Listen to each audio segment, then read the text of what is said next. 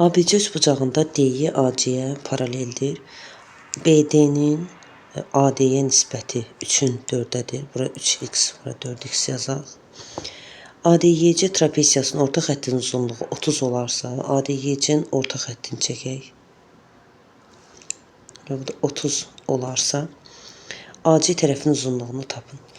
Burada əlbəttə ki, 3 dənə paralel düz xəttimiz var. Belə ki, orta xəttə oturacaqlara paralel olduğu üçün, yəni orta xətti işarə edək bir M və N ilə.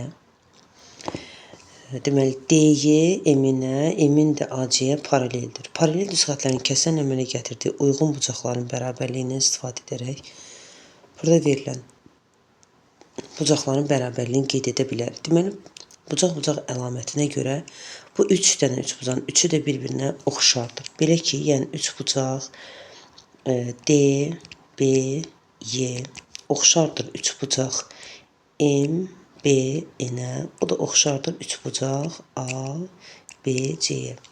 Həmçinin orta xətt, M-in orta xətt olduğu üçün A-dan D-yə 4x idi. Biz onu yarı götürsək 2x, 2x olacaqdır.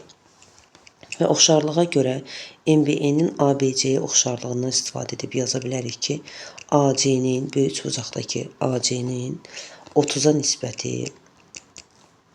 yəni MB-in üçbucağındakı 30-a nisbəti, həmçinin deməli, böyük tərəf burada 3x, 4x olacaqdır, 7x, yəni 7x-in də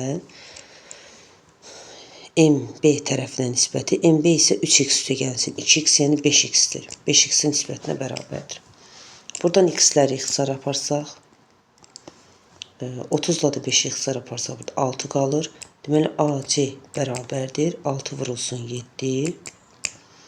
Burada 7x idi, burada da 5x idi. 6 vur 7 alındı 42.